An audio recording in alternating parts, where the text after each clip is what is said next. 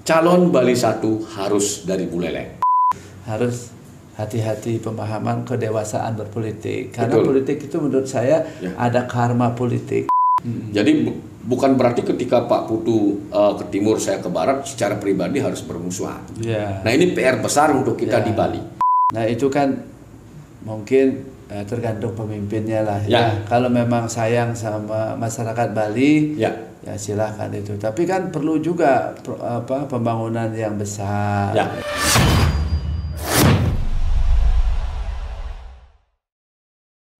Selamat datang di Jarak Podcast. Sore hari ini saya bersama Igede Agus Wibawa, panggilannya Gus Beng. Beliau adalah dosen FISIP, Fakultas Ilmu Politik Warmadewa, yang mana beliau sudah memiliki pengalaman di Pulau Bali sebagai konsultan politik. Tentu ada beberapa yang mesti harus ditanyakan karena banyak hal yang beliau ketahui, karena Bali itu tidak bisa ditipu. Kalau memang keadaannya kena COVID, terus ekonomi masyarakat Bali ekonominya turun, tentu yang tahu adalah kita sebagai masyarakat Bali. Karena saya baru pulang ke Bali, tentu saya ingin bertanya-tanya kepada Pak Gede Agus Wibawa. Pak Gede, saya mau menanyakan bagaimana sih situasi ekonomi masyarakat Bali di pedesaan dan di perkotaan yang sebenarnya, ya. Karena saya lihat di TV, ya, ada yang begitu survive dengan kehidupan.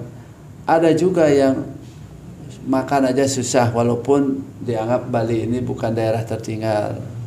Banyak juga teman-teman yang bergerak di bidang pariwisata gulung tikar. Nah, yang sebenarnya seperti apa Pak Gede? Ya.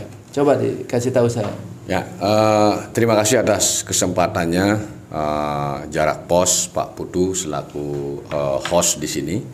Jadi yang pertama tentunya pertanyaannya tadi keadaan Pulau Bali setelah pandemi ini. Ya. Jadi sebelum kita bicara setelah pandemi, sebelum pandemi tentunya hampir sama kondisi Provinsi Bali dengan provinsi lain pasti tidak jauh berbeda. Baik. Ya, artinya setiap komunitas atau kawasan itu ada penduduk, kalau kita gunakan referensi teoritis ada teori kelas namanya. Berarti ada kelas masyarakat. Jadi sebelum pandemi sebenarnya bisa kita cermati kelas menengah cukup banyak di Bali.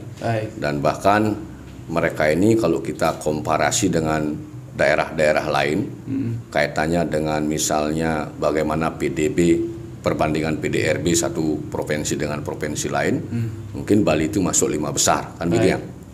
Yang tentunya supporting terbesarnya dia tidak hanya dari sektor agraris tetapi tourism, pariwisata. Nah, yang saya ingin katakan tadi kelas menengahnya banyak bermain di sektor pariwisata. Baik. Nah, ketika pandemi melanda Bali, ini kita sudah mau masuk kalau tidak salah tahun ketiga ya, tahun ketiga. Di 6 bulan pertama itu, ibaratnya terutama kawasan sentra-sentra tourism, daerah Kute, Jimbaran Nusa Dua, Seminyak, kemudian Ubud, termasuk di daerah-daerah perbatasan antara Badung dengan Denpasar. Itu bisa saya katakan sebagai tsunami yang cukup besar. Baik, ya. Fakta di lapangan, kalau kita cek and recheck ke bawah seperti itu. Bahkan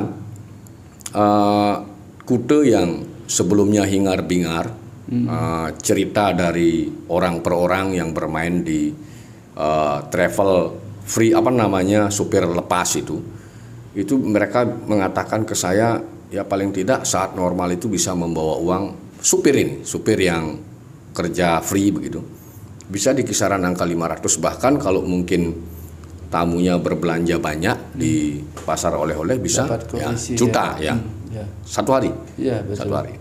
Itu yang pekerja yang tidak formal. Baik, belum lagi ketika kita bicara mereka yang kerja formal di tourism. Itu yang misalnya yang di garden bisa mereka bawa pulang. Kalau misalnya dia sudah baru kerja mungkin bisa memperoleh 1 bulan itu 5 sampai 7-8 juta per bulan. Itu kondisi normal ya. Nah yang level admin kemudian apalagi manajer itu sudah 2 digit puluhan. Jadi ketika masuk tsunami di 6 bulan pertama itu betul-betul tsunami untuk kelas menengah ini. Sehingga bisa kita bisa membayangkan berapa uang terjadi penggurusan, berapa besar terjadi penggurusan uang, berkurang uang beredar di Bali ini. Itu baru dari sektor privat, dari bisnis. Karena kita melihat satu wilayah kawasan itu ada privat, ada government bisnis, kemudian ada society-nya, masyarakatnya.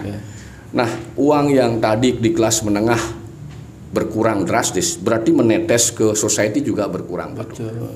Nah, ini sangat linear dengan apa yang saya temukan di kampung gitu. Jadi begitu pandemi memasuki tahun pertama, itu kute kosong, ubud kosong.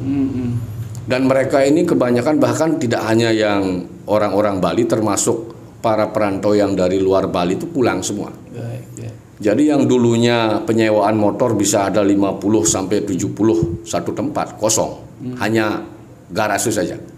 Nah, itu bisa dibayangkan kalau misalnya satu orang penghasilannya hilang. Yang tadi saya katakanlah yang formal 8 juta hilang kali sekian orang. Sebegitu besar uang yang hilang akibat pandemi dalam hitungan 1 bulan atau 1 hari. Nah, tentunya ini sebenarnya merupakan pukulan besar buat para pekerja turisme di Bali.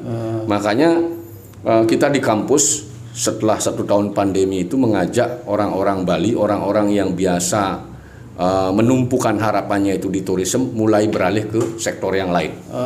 Petani lah gitu ya.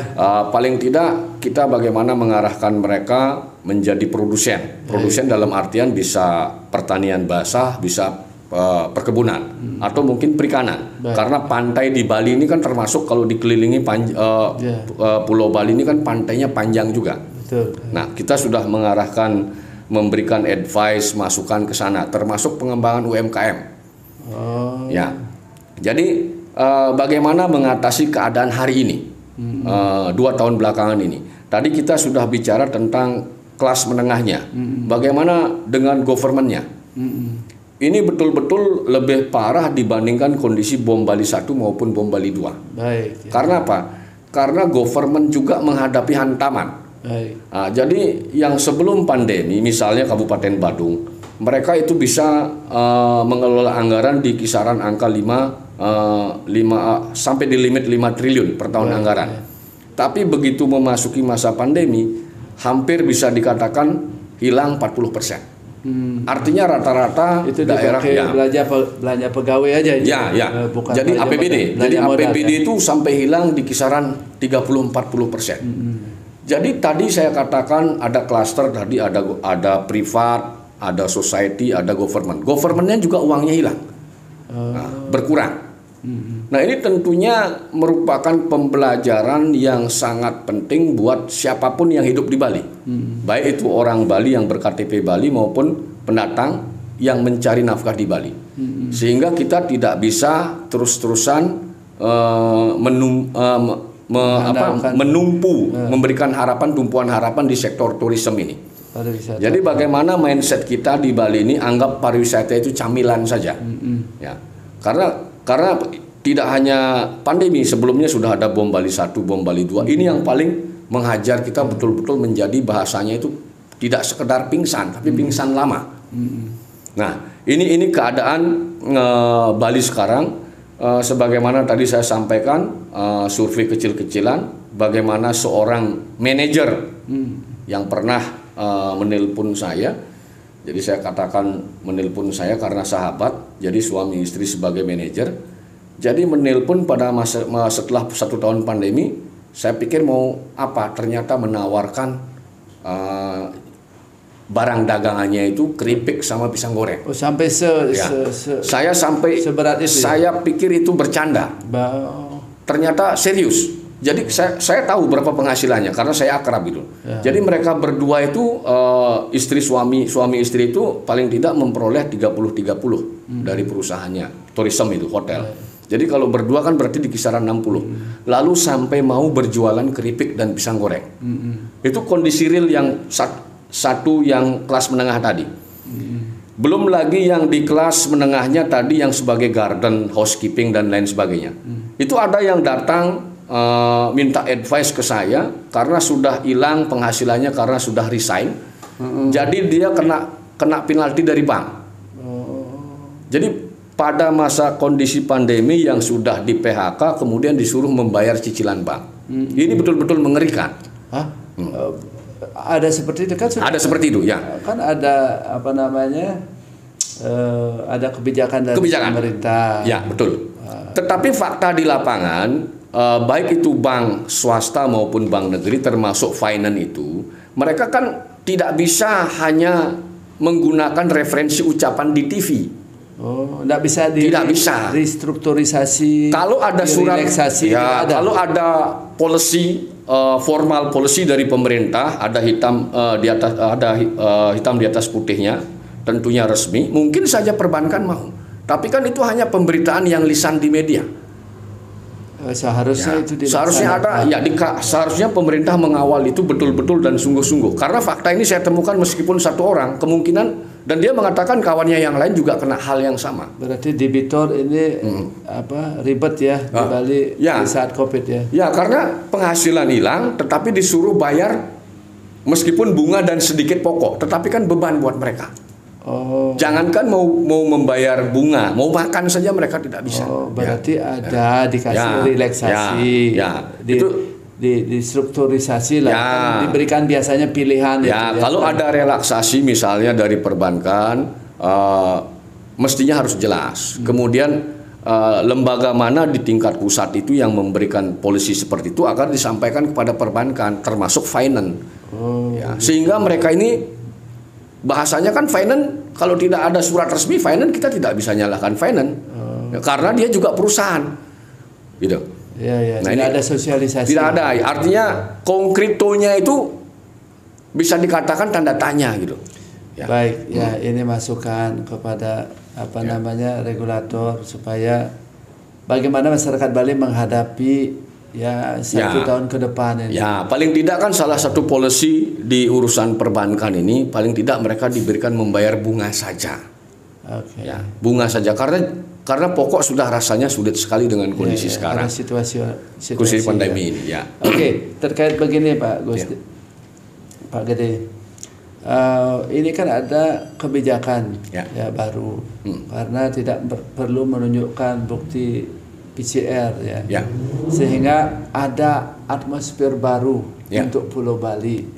Sekarang di Legian rame, di Pantai Kuta rame, Sanur juga rame, Ubud juga rame. Nah karena situasinya kan Omikron, pasti ada rambu-rambu yang mesti harus tidak dilupakan yaitu prokes. Apa pendapat Pak Gede untuk masyarakat Bali menghadapi tamu-tamu asing, jangan-jangan nanti membawa penyakit. Dia tentunya karena kita di Bali percaya ada Banten, batin kita enten, sesajen. Kita selalu berdoa kepada Ida Sang Yang Widi Wase. Tentunya kita percaya bahwa hidup itu di tangan Tuhan lah ya. Nah, langkah apa yang Gede kasih nasihat kepada masyarakat Bali karena Pak Gede adalah akademis di situ supaya bisa ini meningkatkan ekonomi dan bisa kembali situasi ekonomi Bali bangkit lagi. Saya ingin sekali Pak Gede memberi masukan kepada Jarak Pos dan kami akan sampaikan secara rutin kepada publik. Apa pendapat Pak Gede ya? Jadi betul sekali Pak Tu. Jadi keadaan yang bisa dikatakan Bali ini betul-betul cobaan yang sangat berat. Salah satu policy kebijakan yang sudah mulai dilakukan oleh pemerintah kita, membuka keran ke Bali. Nah, berarti para pelaku wisata, para pekerja pariwisata di Bali, tentunya yang pertama kita harus taati prokes itu. Prokes ya. Ini bahasa artinya ini merupakan satu keharusan yang harus kita taati prokes ini. Baik. Kemudian yang kedua, pemerintah pusat dan pemerintah daerah, terutama yang ada di Bali ini, bagaimana melakukan komunikasi dengan pihak pusat. Terutama elit-elit kita di Denpasar ini dan perwakilan yang ada di Jakarta. Keran MICE itu sudah mulai meeting, sudah, ya. invasion, terus bisnis MICE tourism itu yang berkaitan dengan meeting dan lain sebagainya itu.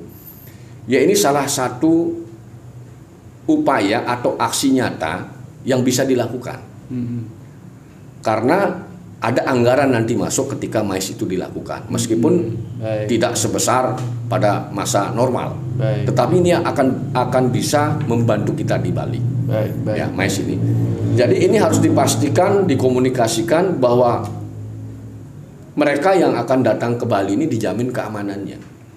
Ya, artinya pemerintah sudah membuka pintu itu, kita juga mendukung itu dengan mentaati prokes itu. Oke, apa langkah masyarakat Bali untuk menghadapi ini yang signifikan dan kontinu harus dilakukan supaya cepat kembali? Tadi kan kita mencermati kata kunci akibat pandemi ini, perputaran uang di Bali berkurang, Pak Budi. Berarti kan kita harus selihai mungkin. Pertama, kalau memang ada usaha atau gerakan nyata kita mampu mendatangkan uang datang ke Bali, itu bagus. Berarti investasi. Baik. Ya. Berarti investasi, kembali lagi, apa persyaratan investasi? Jangan ada syarat yang rumit, mereka dipersulit. Oh, ini terkait dengan kontraktor pelaksanaan masyarakat Bali yang punya perusahaan di bidang jasa konstruksi ya. Apapun itu. Ya, jangan dipersulit. Ya, siapapun persyaratan-persyaratan. Ya. Jangan dikunci isian dokumennya yang ketat-ketat supaya masyarakat Bali bisa kerja juga, gitu ya. Ya, itu maksudnya. artinya gini, kita kan di Bali ada uang yang sudah ditransfer ke daerah dalam bentuk APBD. Kemudian kita juga membuka peluang uang masuk lewat investasi. Nah, saya bicara investasi dulu. Kalau investasi berarti segala perizinannya itu harus jelas. Jadi standar pelayanan harus jelas. Hari ini dokumen masuk, kapan time limitnya selesai. Kemudian persyaratan teknis lainnya, di areal mana investasi itu bisa, di areal mana investasi itu tidak bisa.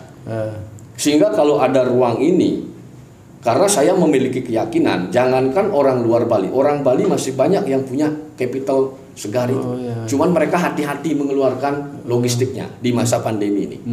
Jadi kalau sudah ada kepastian mereka berusaha, saya yakin investasi itu akan cenderung akan bisa datang. Nah, itu dari uang dari luar. Nah, kemudian uang yang sudah ada, meskipun terjadi refocusing bahasanya di setiap APBD yang ada di Bali ini.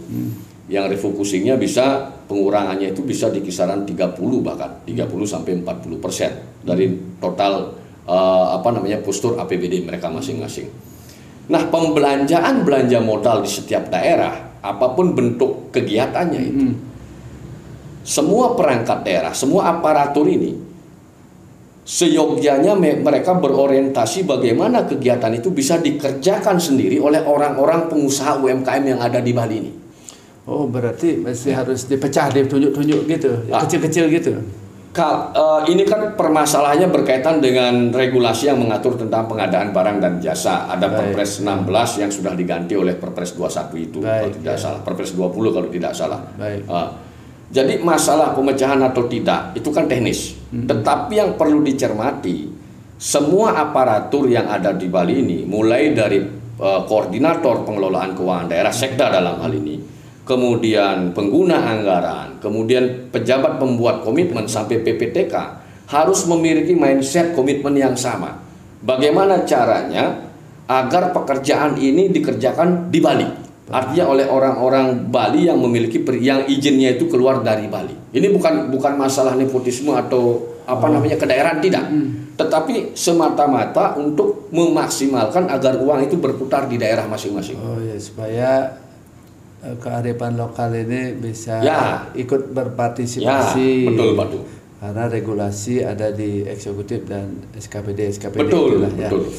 Nah itu kan mungkin tergantung pemimpinnya lah ya. Kalau memang sayang sama masyarakat Bali ya silahkan itu. Tapi kan perlu juga pembangunan yang besar ya. Nah, ini adalah terkait dengan renstra eksekutif itu sendiri lah ya. Betul.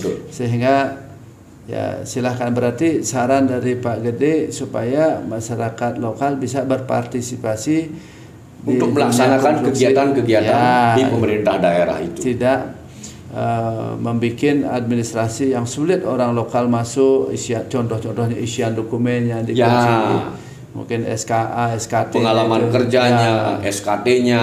Ya, itu mungkin itu, tapi kembali kepada regulator ya. Kalau memang punya hati ya silakan, kalau tidak juga namanya sedang berkuasa ya sah-sah saja ya. Betul. Yang terakhir adalah bagaimana situasi politik sekarang di Bali, Pak Gede. Karena 2023 ada ya sedikit hangat lah menuju ke 24 itu. Kira-kira menurut Pak Gede, karena Pak Gede sering menjadi konsultan politik, arah-arah politik ini seperti apa? Siapa sih calon-calon orang-orang yang menggantikan gubernur atau gubernur incumbent jadi gubernur lagi, atau apa yang ada di benak Pak Gede dalam situasi politik, mungkin di Kabupaten Badung atau kabupaten lainnya atau di gubernur sendiri. Menurut Pak Gede ada gambaran apa? Karena saya dengar ini agak-agak hangat sedikit gitu untuk dibincangkan, karena belum waktunya. Sebagai awak media ya sah-sah saja membahas sesuatu sepanjang tidak melanggar perbuatan, melanggar hukum gitu ya. Tentu saya ingin dengar dari akademis Pak Gede Agus Wibowo ini kan seorang dosen dan konsultan politik. Silakan, seperti apa Pak Gede? Jadi begini, Pak Putu. Jadi kalau bicara perhelatan pemilu, baik itu pileg, kemudian pilpres, kemudian pilkada, itu kan sudah ada tahapan, sudah dimulai secara nasional. Jadi rencananya 14 Februari 2024. Nah, ketika kita mengatakan itu 14 Februari 2024. Ada yang mengatakan masih terlalu dini untuk dibahas. Tapi ada yang mengatakan why not, kenapa tidak. Nah, itulah sebenarnya yang perlu kita cermati. Demokrasi itu kan sah-sah saja. Mengatakan terlalu dini boleh, mengatakan juga terlalu cepat, terlalu lambat boleh. Namun yang perlu dicermati ketika kita berbicara sistem politik sekarang, nasional maupun regional kita di Bali, demokrasi itu kan intinya ada semacam penghargaan terhadap perbedaan pandangan atau pendapat. Jadi pendapat yang berbeda tidak harus bermusuhan. Pak Putu mungkin ke timur, saya bisa ke barat, kan gitu. Nah, ini sebenarnya yang perlu dicermati oleh kita semua di Bali. Jadi bukan berarti ketika Pak Putu ke timur, saya ke barat, secara pribadi harus bermusuhan. Nah, ini PR besar untuk kita di Bali. Karena saya melakukan studi komparasi di tempat lain, di NTT itu saya kaget sekali. Ternyata mereka melihatnya berbeda. Jadi kendaraan boleh berbeda, tetapi saudara tetap. Itu yang saya temukan di daerah timur sana, dan menarik sekali. Jadi kalau berbicara Bali, itu satu masalah perbedaan pendapat. Yang kedua, demokrasi ujungnya nanti sebenarnya regenerasi kepemimpinan. Yang saya lihat hari ini untuk regional Bali, memang sangat sulit sekali melihat regenerasi itu dilakukan dengan cukup baik. Belum. Artinya masih perlu ada banyak catatan-catatan yang perlu kita cermati bersama, sehingga regenerasi kepemimpinan di Bali ini akan berjalan secara berkesinambungan. Tentunya menghasilkan pemimpin-pemimpin baru yang semakin kualifikasinya itu semakin bagus. Baik, ya. Nah, hari ini kalau saya melihat 2024 itu sudah dekat. Ya. Ya, karena saya di samping memahami praktisi, saya juga memahami konseptual. Ya. Jadi 1 tahun itu bahkan pandangan saya kurang untuk melakukan branding untuk katakanlah satu calon. Ya. Artinya kalau saya melihat 2024 di Januari paling telat Januari 2023 sudah siap ya. Gitu ya.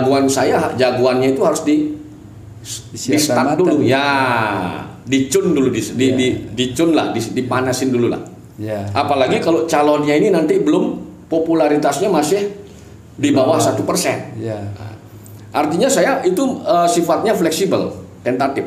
Ada yang mengatakan terlalu lama. Kalau saya itu sudah dekat, karena hitungannya Februari 2024 itu lebih dekat dia ke 2023. Jadi tahun depan sebenarnya, kurang lebih tahun depan. Baik. Nah, jadi hari ini ketika kita berbicara sistem politik di tingkat regional, tentunya karena politik ini tidak saja, kalau komunikasi politik dia cair, tetapi ketika akan mengambil keputusan itu pasti ada hitungan-hitungan matematika. Baik. Ya.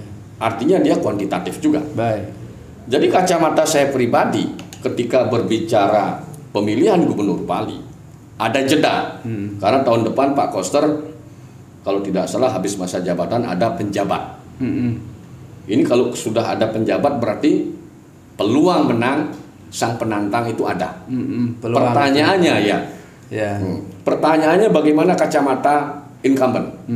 Apakah dia menunggu kompetitor terbaik atau mungkin tidak ingin mencari kompetitor?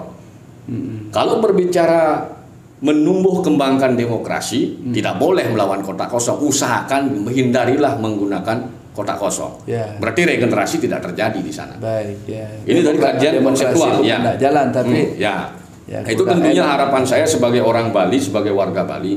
Jadi bagaimana demokrasi itu berjalan secara sustainable. Itu yang pertama. Kemudian kalau berbicara hitungan-hitungan kuantitatif, efek pandemi ini ternyata juga menggerus bisa dikatakan popularitas incumbent. Saya cermati itu tergerus di akar rumput. Kenapa? Ada apa? Kan sudah banyak berbuat, melakukan kebijakan-kebijakan yang bagus, yang pro rakyat. Kenapa tergerus? Ada antras terhadap artinya kalaupun sudah berbuat, tetapi ketika mayoritas yang saya katakan kelas menengah tadi belum memperoleh benefit, manfaat, mereka kan distrust aja. Oh, begitu. Sama halnya ketika kita terus berbuat, tetapi publik pemilih tidak menerima benefit dari sana, dianggap tidak berbuat. Oke, masyarakat ada mungkin ada janji-janji politik lah ya. Sebenarnya kondisi ini dari kacamata incumbent perlu melakukan reevaluasi. Berkaitan dengan polisi-polisinya. Verifikasi lah ya. Ya jangan nanti Pak Koster mau menerima masukan-masukan yang ABS. Berbahaya. Berbahaya ya. Jadi harus betul-betul bisa mengetahui bagaimana persepsi pemilih langsung berkaitan dengan apa yang sudah beliau perbuat. Baik. Ini dari kacamata PDIP loh. Hati-hati di sana. Nah, dari kacamata di luar PDIP, pertanyaannya apakah mereka ini akan mengusung Pak Koster dengan yang lainnya bersepakat atau mencarikan kompetitor yang lain. Ini tergantung bagaimana komunikasi politik dilakukan oleh partai-partai yang di bawahnya PDIP. Karena hari ini PDIP mayoritas loh, kalau tidak salah. Nah, itu dari peta di parlemen dengan polisi-polisi yang sudah dibuat oleh incumbent. Kemudian kalau kita berbicara tentang data kuantitatif tadi, 9 kabupaten kota, suara terbesar di Pulau Bali ini ada di Kabupaten Buleleng.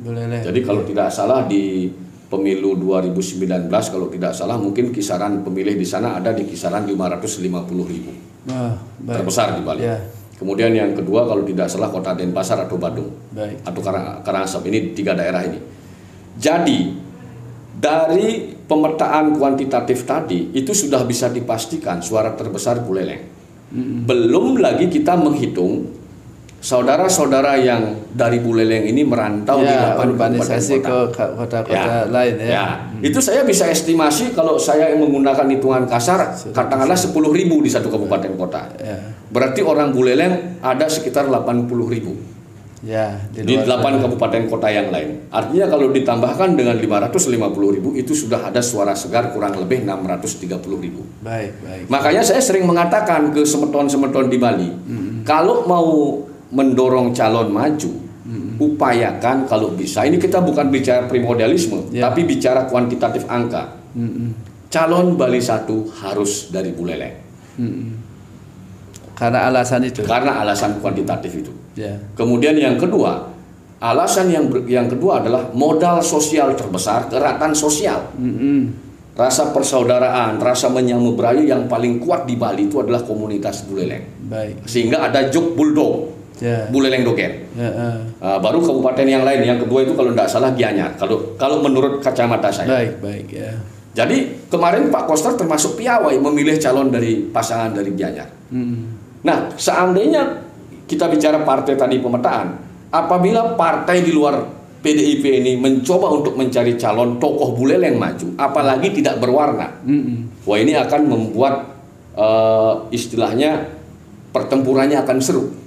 Bisa lecet-lecet. Nah, ini hal yang sangat menarik. Tetapi harapan saya tentunya di awal tadi, bagaimana orang Bali tidak dalam sistem demokrasi, dalam sistem pemilu itu tidak membawa bahasanya sentimen pribadi, urusan pribadi. Jadi ini hanya merupakan satu sistem election yang tidak ada hubungannya dengan urusan pribadi. Jadi seperti yang saya katakan, Pak Tu mungkin boleh misalnya ke Pak Koster, saya mungkin tidak, mungkin pasukan saya tidak ke sana, tetapi hubungan kita sebagai nyamu semeton itu tidak boleh. Ini yang betul-betul saya harapkan dari kita semua. Karena orang Bali terkenal pemaaf kok. Silaturahmi. Walaupun berbeda warna, tapi kalau sudah kumpul satu kok. Itu sudah terkenal itu masyarakat Bali, baik yang tinggal di luar Bali, ya setelah pilkada kembali lagi. Betul. Udah terkenal itu. Padahal tinggal ya kita di hari pesta demokrasi itu aja sedikit berbeda. Betul. Karena politik adalah kejam, tentu harus hati-hati pemahaman kedewasaan berpolitik. Karena politik itu menurut saya ada karma politik. Karma politik. Itu kira-kira berarti kalau hari ini ada pemilu terus coblos siapa kira-kira hari ini? Nah, kalau jujur hari ini ketika katakanlah pilgub hari ini, ya karena regenerasi belum terjadi di Bali, ya jelas kemungkinan besar Pak Koster menang. Pak Koster masih menang hari ini ya. Hari ini. Karena tidak ada calon yang mumpuni untuk melawan beliau. Bagaimana kalau Bupati Badung Pak Giri Praste? Nah, kalau Bupati Badung, kita kan kembali perspektifnya dua hal tadi, Pak. Kuantitas pemilih, jumlah pemilih, dan bagaimana modal sosial satu daerah. Jadi dari sisi kuantitas pemilih, sudah Buleleng sudah di angka yang itu referensi tahun 2019 sudah di kisaran 630.000. Itu sulit rasa ceruk itu bisa diambil oleh orang luar Buleleng. Sulit sekali. Karena kenapa? Karena modal sosial mereka memang kuat sekali. Bahkan jangan-jangan ceruknya Giri Praste bisa diambil gitu loh. Kita bisa cek. Di Badung itu ada loh anggota dewan yang kebetulan saya kenal, itu orang Buleleng jadi anggota dewan di Badung. Nah, kan? Iya, betul. Ada, ya. Berarti peluang siapa lagi? Pak Agus Surat Bupati Buleleng sekarang. Nah, kalau menggunakan bahasa saya tadi, syarat pertama harus orang Buleleng. Permasalahannya kalau Pak Agus Suradjana apa mungkin diberikan rekomendasi? Apa mungkin beliau lompat pagar? Sama juga Pak Giri sama Pak Wayan Koster sama kan sama partai. Tetapi ceruknya beda. Ceruknya beda. Ya. Berarti tutorialnya itu artinya pemilih dalam angka itu menentukan pemenang. Persis Pak Putu ya. Oke, baik Pak Gede, sangat bermanfaat ini. Berarti ternyata begitu ya. Saya baru tahu dari Pak Gede. sehingga ini bermanfaat untuk saya selaku wartawan untuk membaca peta ini. Pada sekarang banyak sekali yang bertanya tentang polling hari ini kemarin karena ada polling untuk namanya melihat elektabilitas seseorang terus seperti apa gitu. Persis. Karena 2 tahun ke depan itu tidak lama, sebentar lagi perlu rupanya mempersiapkan bagi warga Bali, masyarakat Bali yang ingin mengabdi kepada Bali rakyat, khususnya guru wisesa kita, gubernur atau bupati dan wali kota. Terima kasih Pak Gede Agus Wibawa selaku dosen ilmu politik. Tentu ini menjadi catatan bagi kami sebagai awak media. Mudah-mudahan ini bermanfaat bagi orang banyak dan masukan-masukannya. Tentu tergantung kitanya.